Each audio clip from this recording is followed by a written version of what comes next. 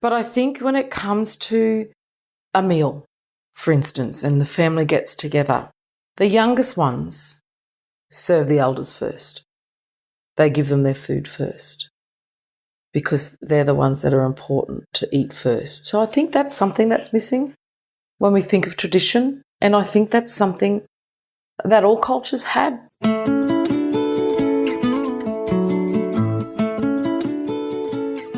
From the Weston A. Price Foundation, welcome to the Wise Traditions podcast for wise traditions in food, farming, and the healing arts. We are your source for scientific knowledge and traditional wisdom to help you achieve optimal health.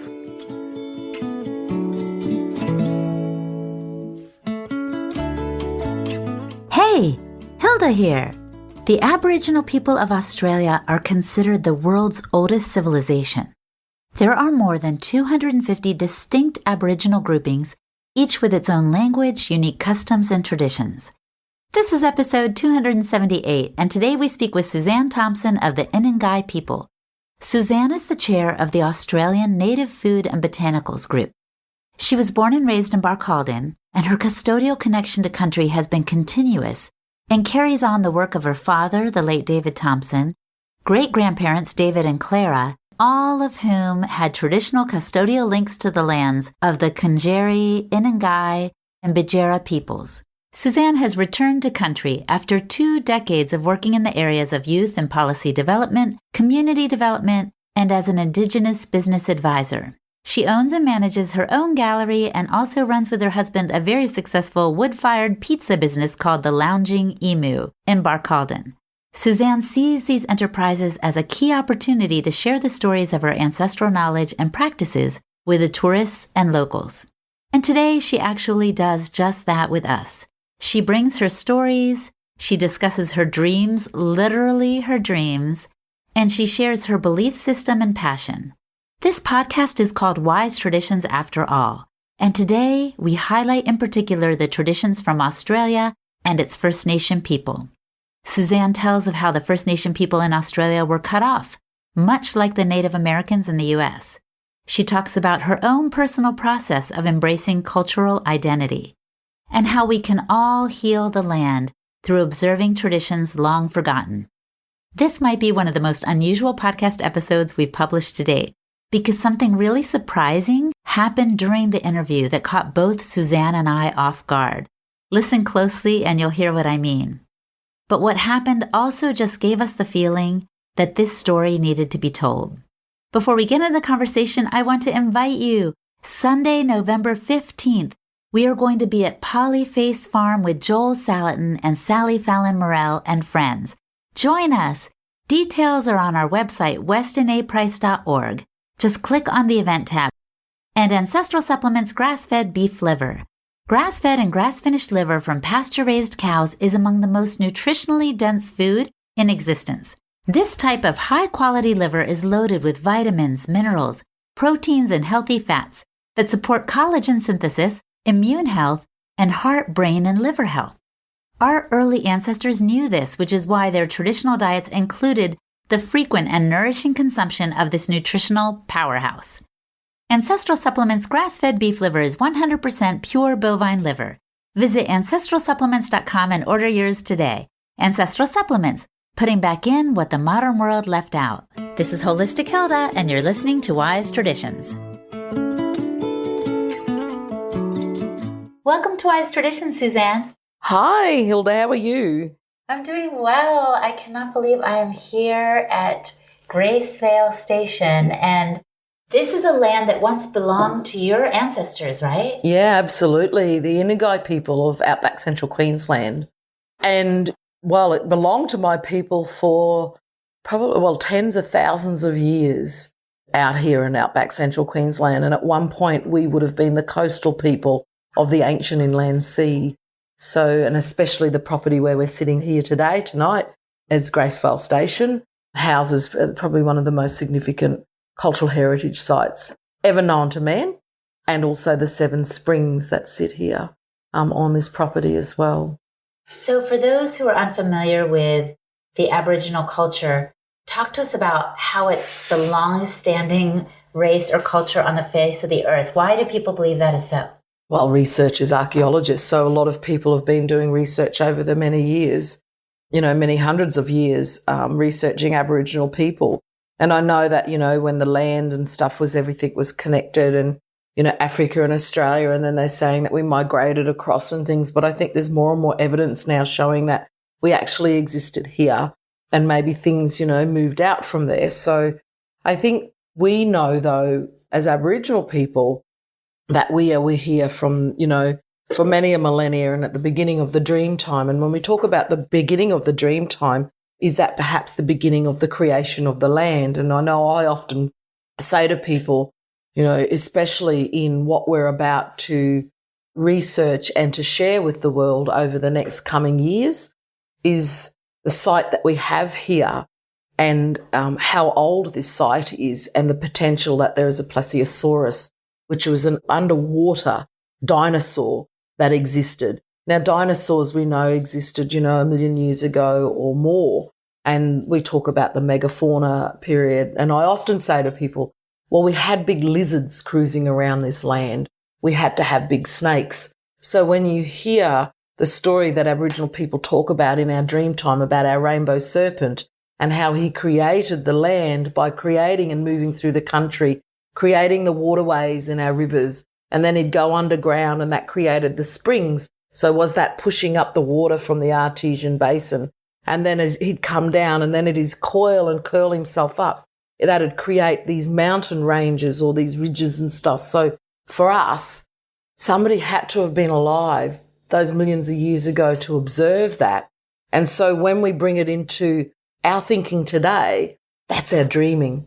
That's that dream time, because it's that story how over the many thousands of generations that was passed down of this is how our land was created. So, when we think about the creator beings, and I think right across the world we all have those similar stories, of those sorts of things, and they are not fairy tales. There is a lot of truth to those things. I think it's just in our modern thinking that we sort of can't fathom that, We can't wrap our heads around No, it. not at all, Well, and speaking of that, it makes me happy to hear that you know this story, because haven't the Aboriginal people been kind of cut off from their traditions and their stories? Yeah, and our story is very similar to our First Nations people of America. And I think for a lot of different cultures, traditional cultures around the world, we all have similar stories. But yes, for us, so 230 years ago, so it's still very recent in compared to, the America's story. And so, from that colonisation. And so when it came to the landing of the first fleet and, Captain Cook putting his flag in and him claiming Terra Nullius. And so Terra Nullius means a land of no inhabitants. And it's even interesting because if you actually look up what the word Australia means, Australias, Terra Nullius means still a land of no people. And so it's actually quite interesting because I remembered I thought I'd do this research because currently at the moment in Australia, our leaders and a huge collective of right across Australia, we had regional dialogues and created this thing called the Uluru Statement from the Heart. And that had 3 very unique pillars, and it was a voice, truth-telling, and also a Makarrata treaty-making mechanism.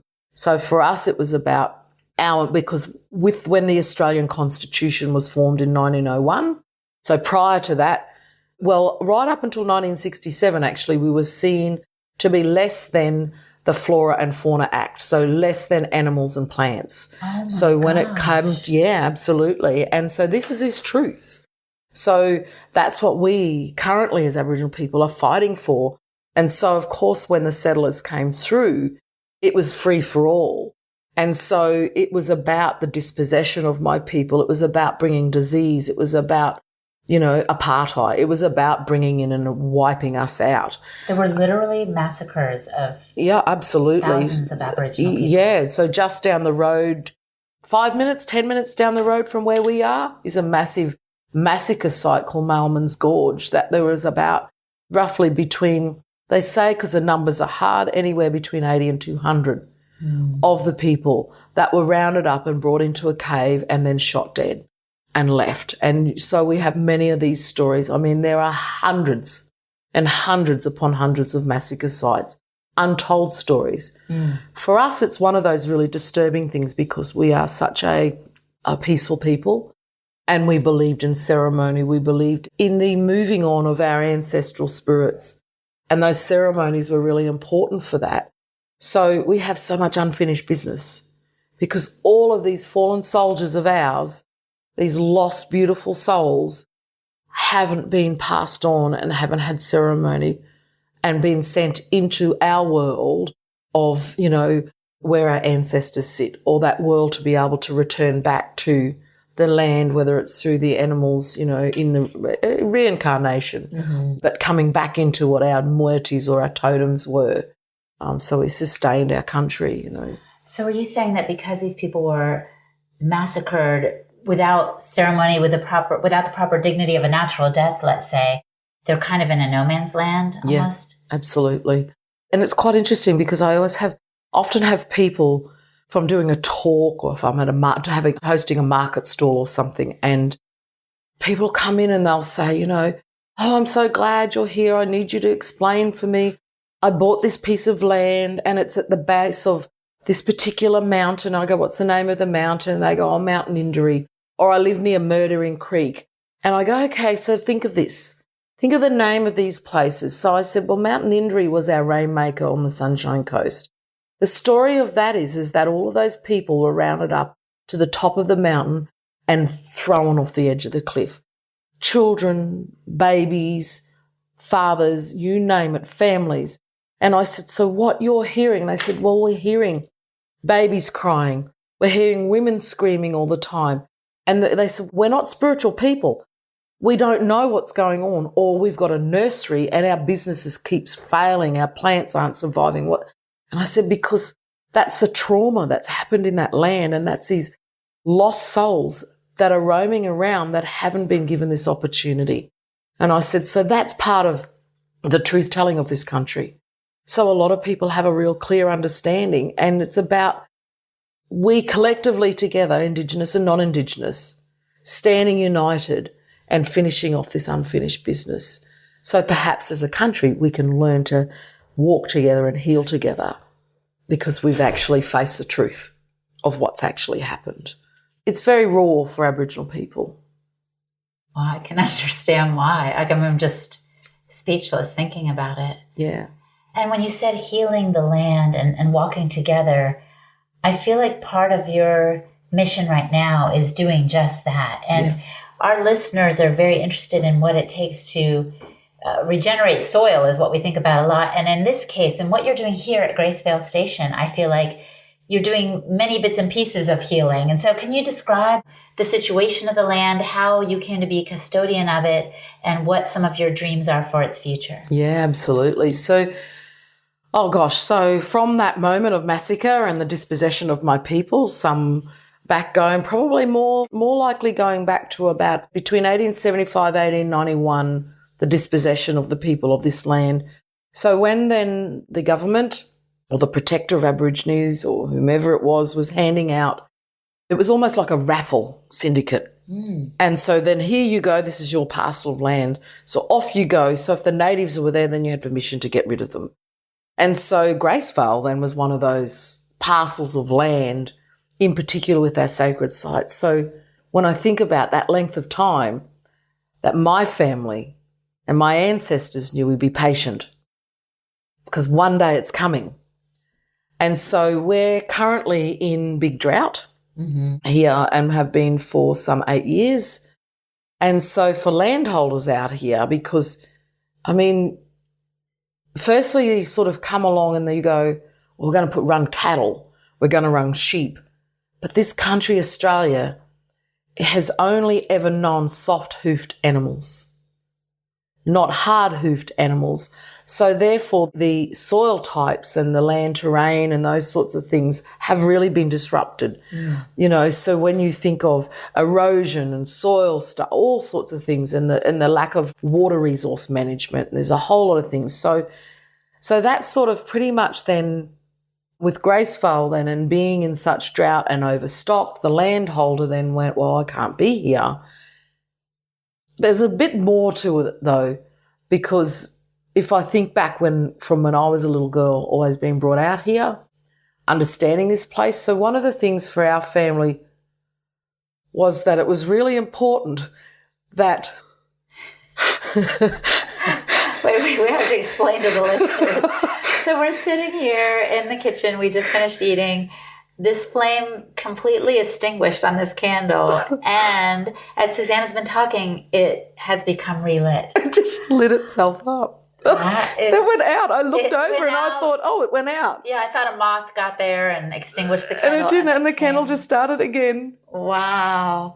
You're doing something significant. I must be, huh? Yes, I know. I still keep trying to grapple with all of this stuff because it's, and I think for all of us, no matter who you are as a human being on this planet, we all have tribal connections to ancient people. And, I'm really lucky. I live in my country.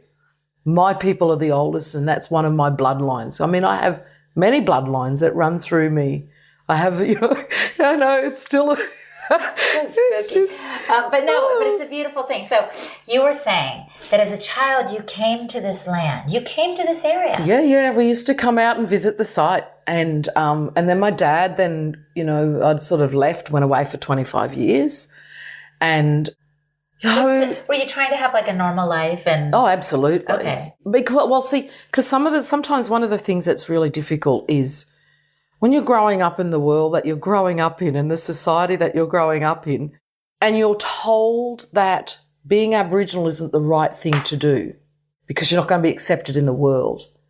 So, and a friend of mine had said to me recently, a few years back, and he said, you remember when we were in grade 6? And I said, well, that would have been roughly around when I was 11. He said, remember we were going on this school camp and we were on the train and you were telling us all that you had to say that you were an African American because that's one of my bloodlines.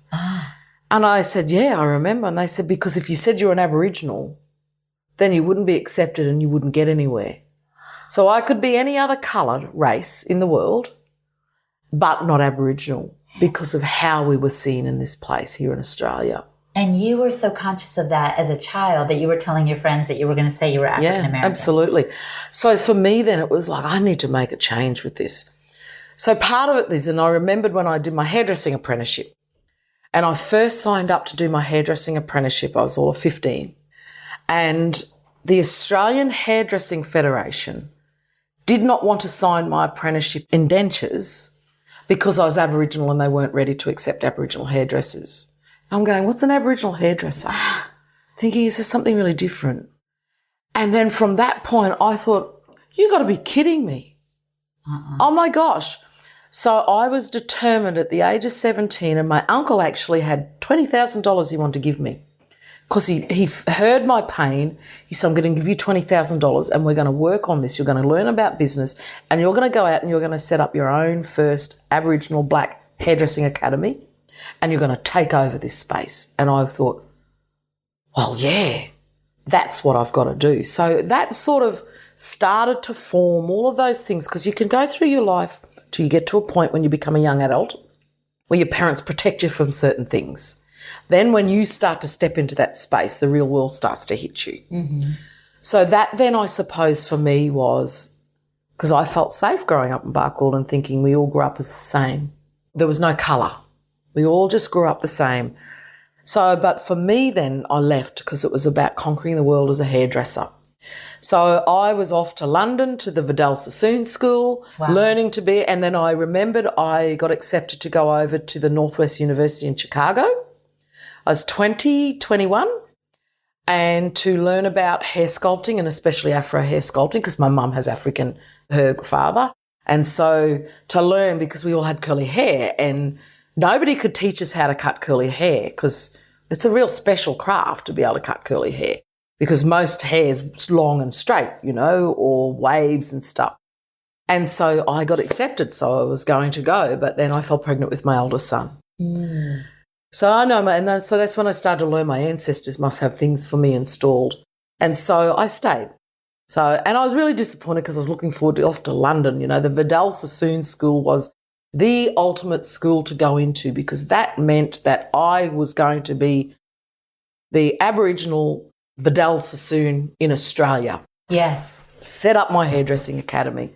So off I went to do that. And I did many things, in government. There was so many other things. I remembered also living up on the Sunshine Coast and living up in this really beautiful place at Mullaney, Mapleton, where you had views over the ocean and stuff. And it was a beautiful home and I was working for myself, doing my own consultancy work. And anyway, and then the owner of the house that owned the house, when he discovered I was Aboriginal, he started to create havoc for me and my partner, who was English, and my son, Jobin. And so it was just such a hostile time, but we just continually confronted it. But we went away for a holiday. Now, we come back from Mackay and we got back, it must have been about 2:00 in the morning. And I went and put the key in the door to unlock the door and it didn't work. And I went, we got the right key. Then we shone the light inside and there was nothing left. It was bare. The property owner had taken all of our stuff out and put it in storage and held it to ransom on us. What? Oh, I was just like, are you kidding me? Yeah. Like, what, I'm black? Like, because I just went through my life believing there was no colour. Uh-huh. Then all of a sudden, because I'd left the safe space of my home, I went to the big smoke and then it just, all of a sudden I become this minority. From that point again, another really important sort of pivotal point where I just spun myself back around 360 degrees, face back at the world and thought, never, ever again am I ever going to be judged in such a way or allow my people to be judged this way. Because I am a proud Aboriginal woman. Yes. And I am proud to be Australian. And so that was sort of my journey. And I did government jobs and a few other things. But then, so I got older and pretty much then hit, becoming sort of 40. Because there's also parts of our lives where, and I think we all experience where we go through where our voice isn't heard, but we have this knowledge and wisdom, but that children are to be heard on and to be seen and not heard, all of that.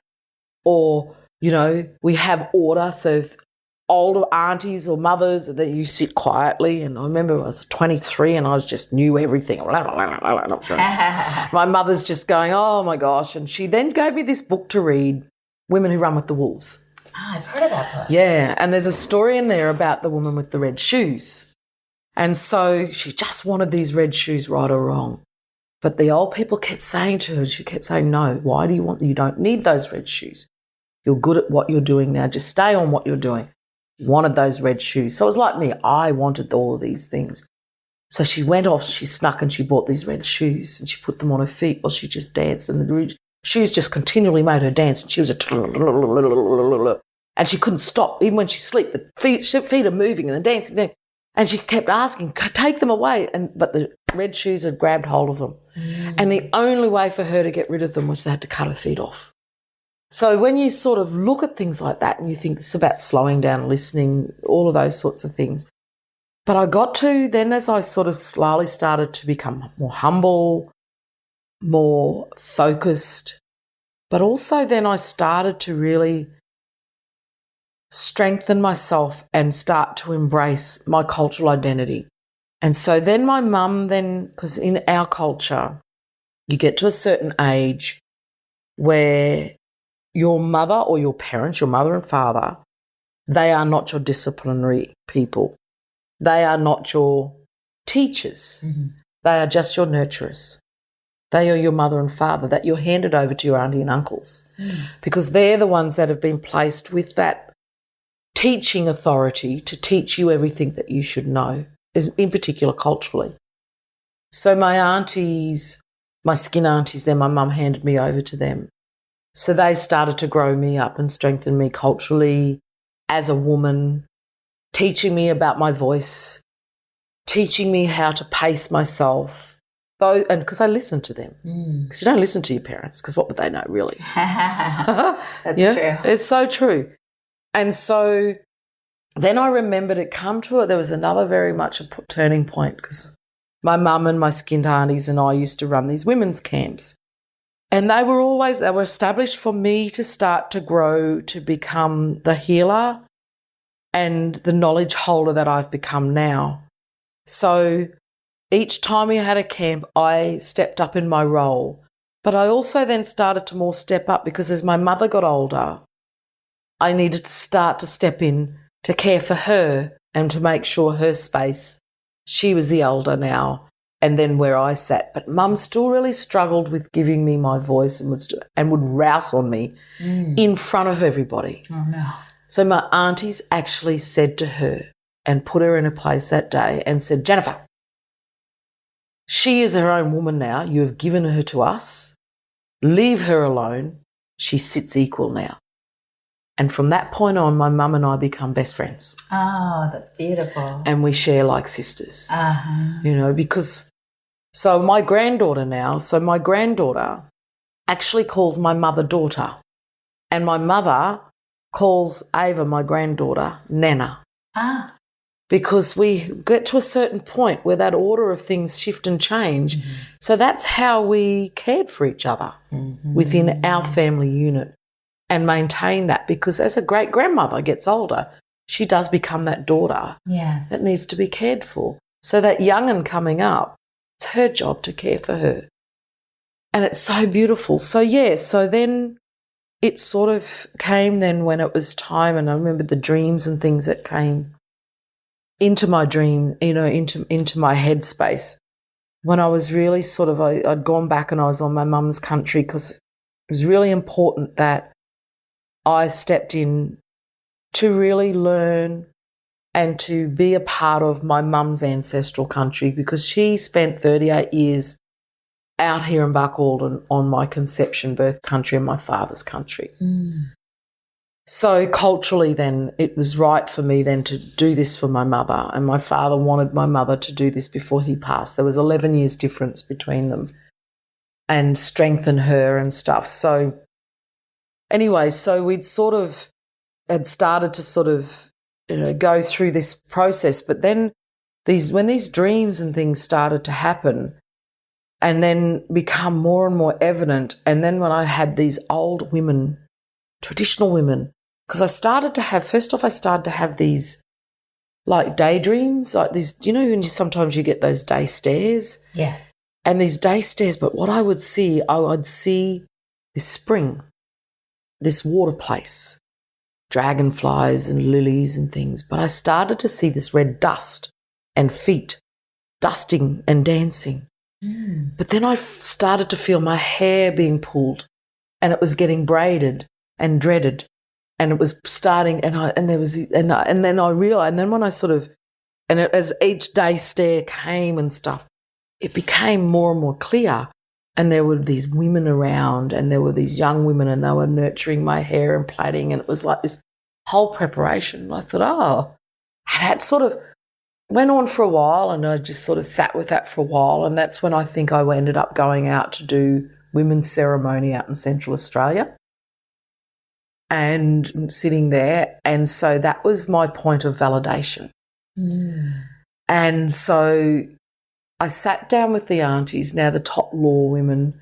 Now our traditional mobs that still live in Central Australia are still so close and still practice our ancient culture. So there hasn't been too much of a Western twist and abandonment or stripping of our belief systems. And when they said to me, when I was calling them auntie, and they said, you're not auntie, we're not auntie, you sister, you same as us. You sit here same as us. My knowledge and their knowledge was the same. As much as I thought I didn't have my cultural knowledge because I grew up in a mainstream town.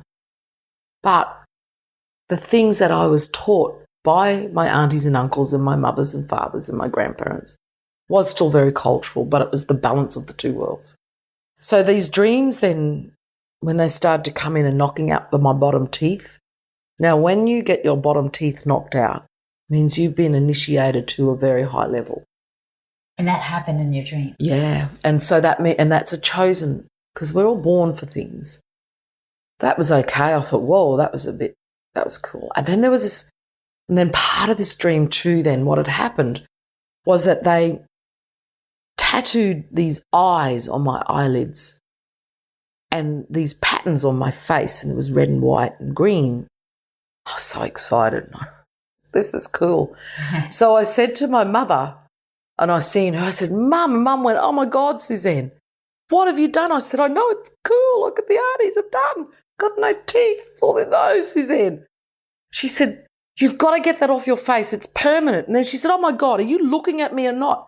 And I said, I know, Mum, it's pretty cool, eh? Whether my eyes are open and shut means I can always see. And Mum's like, okay. I woke up from that dream and I thought that was interesting. Then there was probably the final dream that then brought me home was then, because we're now out here in central Queensland, they're doing, the coal seam gas, they're doing fracking. This area is probably one of the largest areas with the largest number of coal mines. So, so we've got, our great artesian basin, our water, there's so much stuff and this is such a sacred ancient water space in abundance, if we manage it in the right way, that is really starting to get violated and really starting to get wasted. And we don't know how long we have it for, what damage, because if we lose that, we're done. Because that's the only water source we have out here.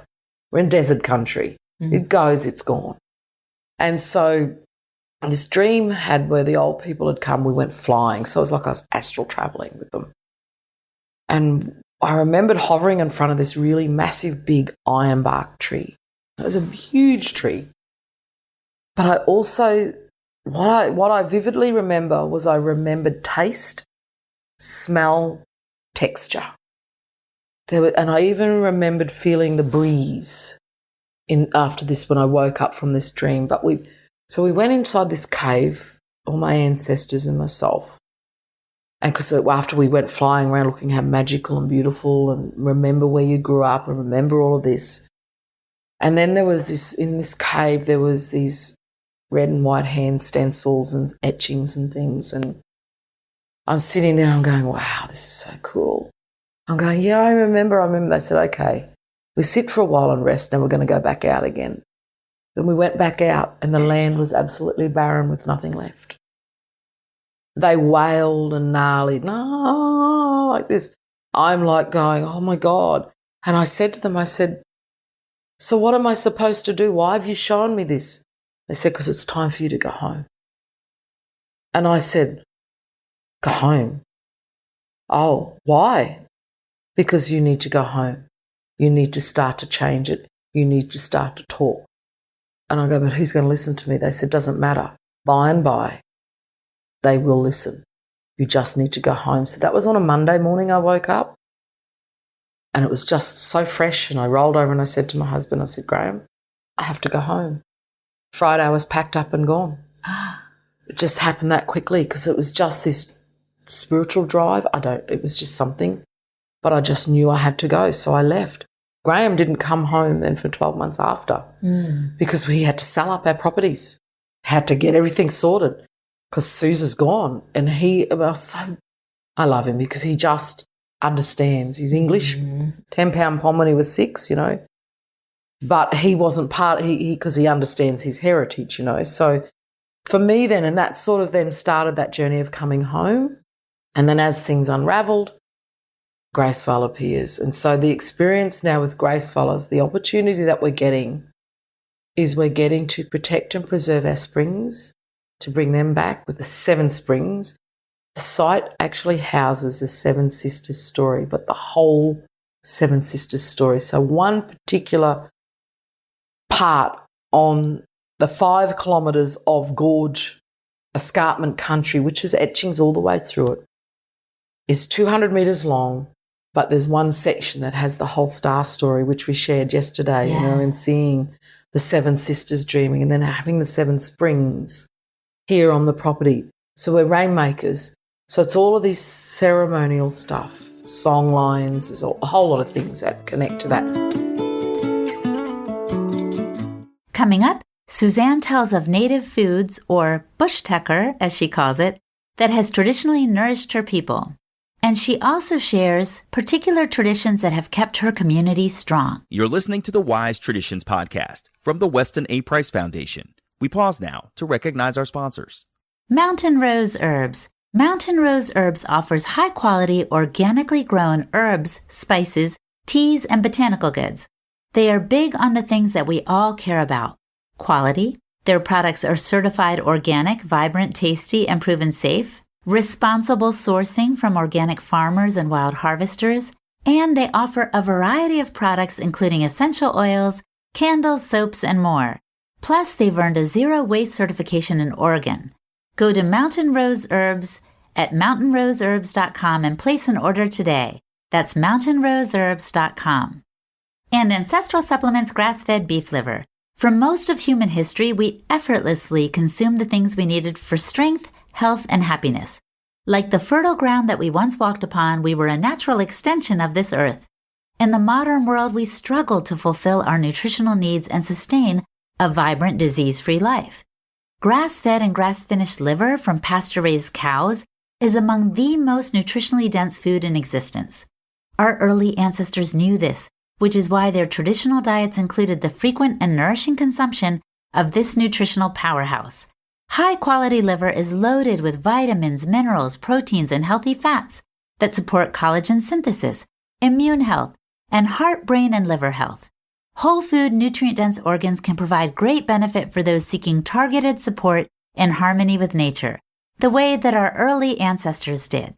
Ancestral Supplements grass-fed beef liver is a whole food dietary supplement that provides 100% pure bovine liver. Visit ancestralsupplements.com and order yours today. Ancestral Supplements, putting back in what the modern world left out. This is Holistic Hilda, and you're listening to Wise Traditions. So we're getting the opportunity then. One of the awesome things is, so we're looking at doing our native foods because we sustained ourselves off this. And I think I'd shared with you, as I'll share with the listeners, is that a few years ago I was, and remembering we were in drought, and I was asked to do a bush tucker talk at the Garden Expo. I said, yeah, sure. So I thought, well, I've got to show them, So I went out of town, not far out, only about 500 metres out of town, into the town common, town reserve. And I came back in with 28 different specimens of bush food and medicines, plants and fruits. Just right there, not far from town. 28 different specimens. And I presented it and everybody was like, wow. And I said to them, yes, we're in drought, but we're only in drought for cattle and sheep. Mm-hmm. But not for this stuff, because we're in drought and look what I harvested. Doesn't need a lot of water. It grows here. It was 70% of my people's diets. We didn't suffer the illnesses that we suffer today. We had great teeth. We had great health. We were strong, great structure. We lived longer, diabetes, all of those sorts of things. And then even when we think about protein and stuff like the meats and things, we didn't necessarily eat that all the time either, because it was more of our plants and native plants that we ate. So we're doing that. So we're looking at putting in some native bush tomato, quinine. We're looking at how creating tonic water out of the bark, looking at our medicine grass, which is our lemongrass, which we had a try of today, which is great for migraines and all sorts of health benefits that come with it. So, and then also we've got the opportunity where we're actually starting to do carbon farming. So the landholder has cleared the land. We've bought it from them. It's been cleared of all the trees. Now we're getting paid as Aboriginal people to watch the trees grow back, which is fantastic, and to start to store carbon. So what we're aiming to do is we're aiming to actually lead the way in teaching all landholders around, especially around central Queensland, how to manage their land through Indigenous Aboriginal land management practices, how we did for the many millennia before.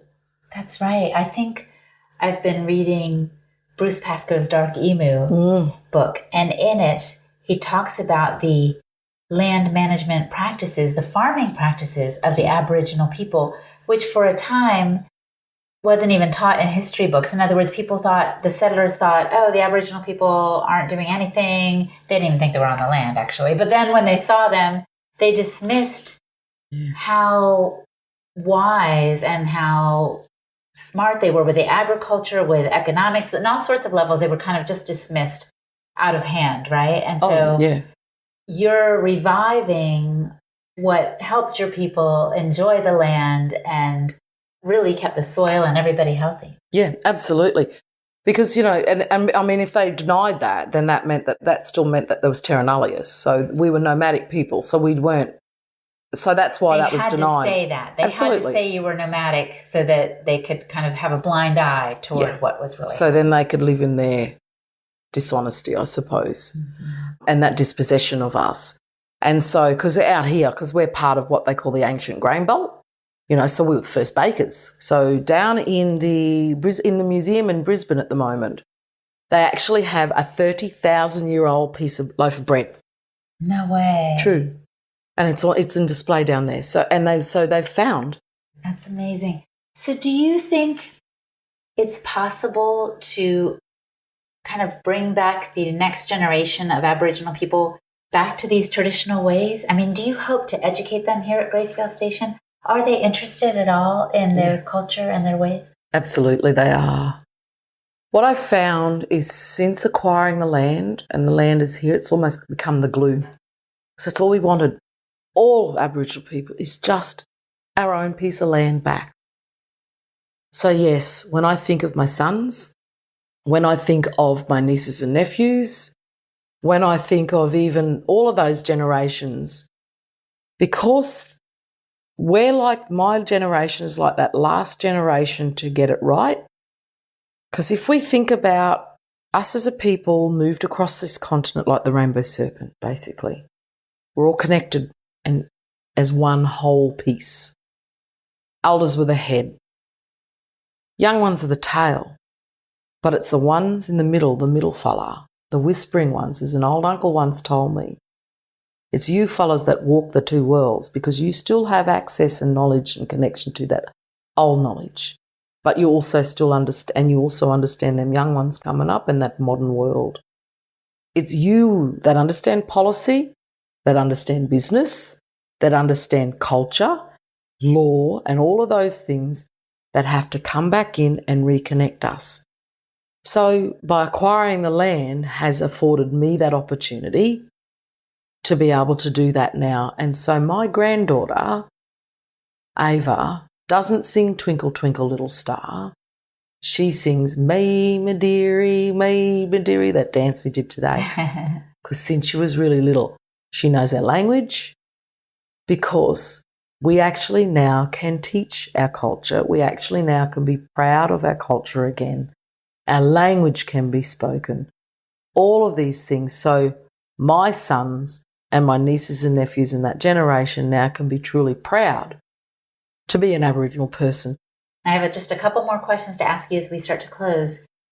Since this show is called Wise Traditions, I was wondering if you could share a tradition that is one that you embrace from your culture and that you would be willing to share with the listeners, that is a beautiful thing that all of us could benefit from wherever we are in the world.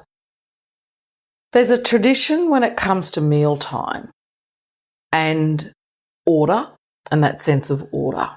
So when we have and all of us, when we have a clear sense and understanding of our ancestral order, or the order of how things are within our family, then I think we just get it. So this sense of order is like when I talked about my granddaughter becoming my mother, my mother's, nana, that sort of stuff.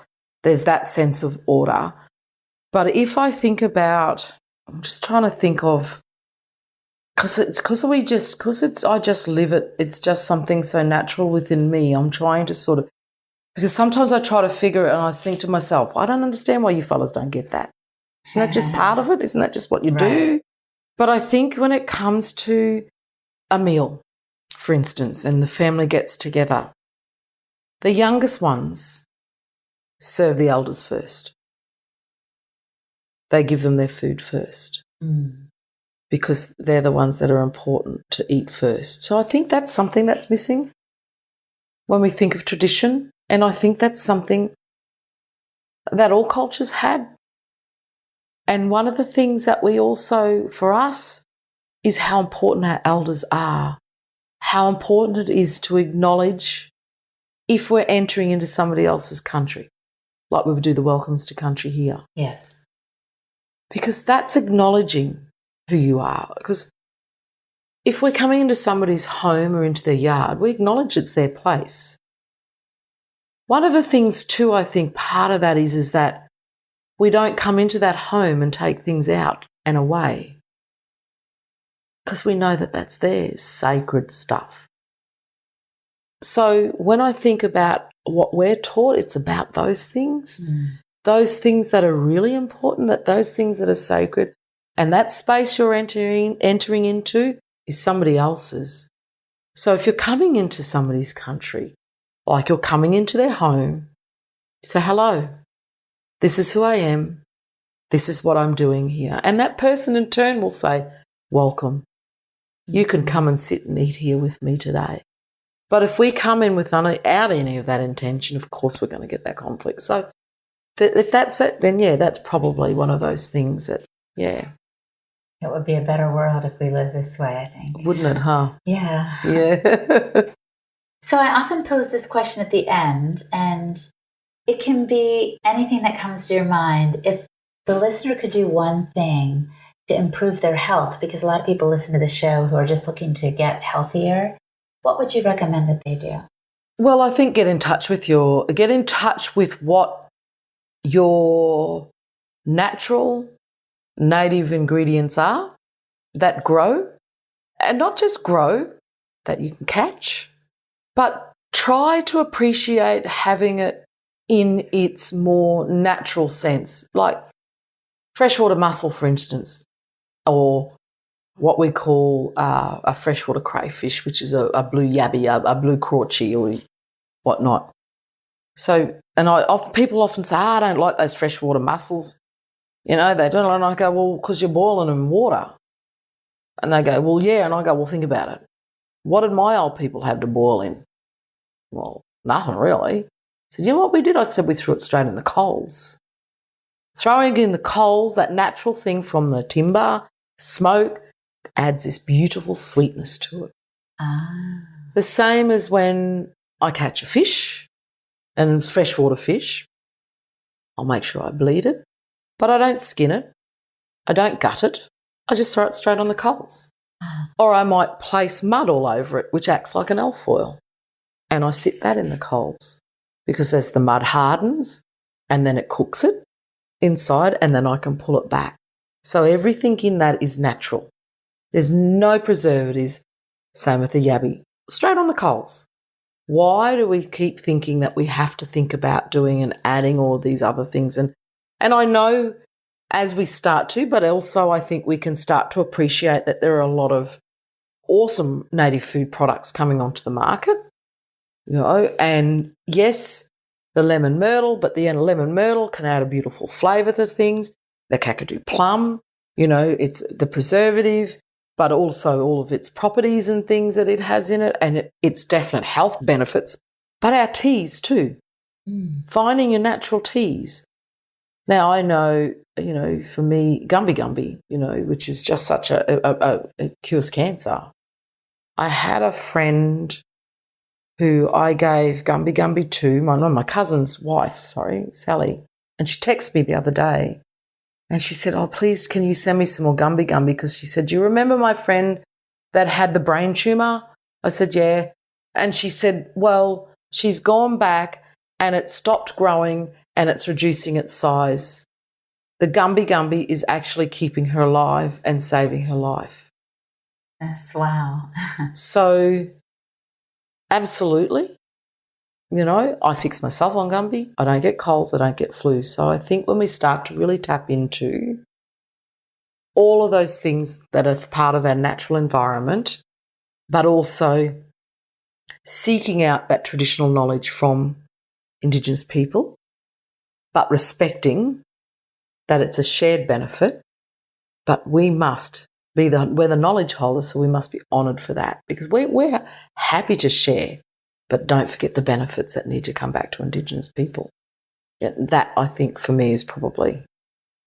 Wow, that's wonderful. That's powerful. And it's why I'm so grateful to be here, because you have shared with me, and I want to take what you've given and share it with others as well. Yeah. And well, we all can benefit with no one losing anything, no one taking anything without permission. And it's a beautiful thing. Yeah, absolutely. I love what you're doing. So, I thank you to you too. Our guest today was Suzanne Thompson. Learn more about Australian Native Food and Botanicals, the group Suzanne chairs, at anfab.org.au. And to see Suzanne, check out the movie we made entitled The Wisdom of Traditional Cultures on my Holistic Hilda YouTube channel. And I'm Hilda Labrada Gore. You can find resources for health and podcasting on my website, holistichilda.com. And for the transcript for this podcast, visit our website, westonaprice.org, and click on the podcast page. And now for a letter from a recent journal. A little bit of light. I just wanted to write to say thanks for being a little bit of light in this crazy time. When my daughter was born in the 1990s, I knew several moms who questioned the safety of vaccines and who were interested in diet. We read Mothering Magazine and had a whole community. Now I constantly see people being crucified online if they even dare to question vaccines. They are called anti-vaxxers and labeled as insane. So much change has come about in the last 22 years, and it scares me to death. I found a pamphlet about you in my local Amish health food store. I live in Lancaster, Pennsylvania, so I felt compelled to write. I will be donating, and I just subscribed to your podcast as well. That's from Tracy in Lancaster. Tracy, thank you so much for listening, and thank you for your sweet letter. Everyone is invited to write a letter to the editor for a journal or to rate and review our show on Apple Podcasts. And thanks in advance. And thank you for listening. Stay well, my friend. Hasta pronto.